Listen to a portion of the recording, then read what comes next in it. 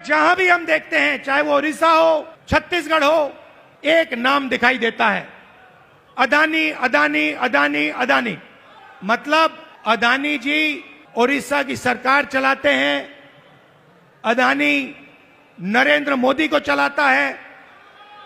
और जब उड़ीसा में जगन्नाथ यात्रा निकलती है,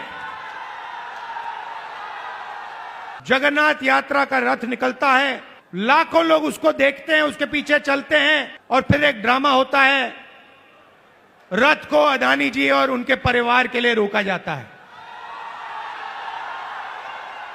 इससे आपको उड़ीसा की सरकार के बारे में सब कुछ समझ आ जाएगा। यह उड़ीसा की सरकार नहीं है, यह आपकी सरकार नहीं है, यह अदानी जैसे 5-6 अरबपतियों की सरकार है।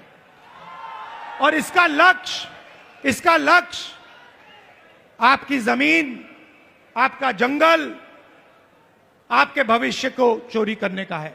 नरेंद्र मोदी जी एक नई योजना लाए थे, पूरे देश में उन्होंने फसल बीमा योजना, एक नई योजना लागू की थी। उन्होंने कहा था कि जब किसानों को मुश्किल होगी, तूफान ओले से उनका नुकसान होगा, तो ये नई योजना उनकी मदद करेगी।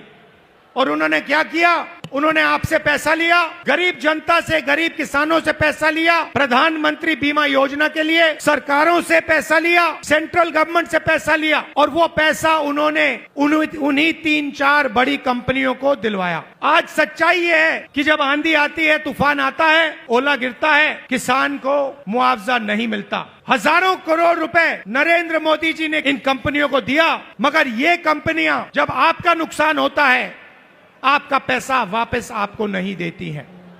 यह सच्चाई है।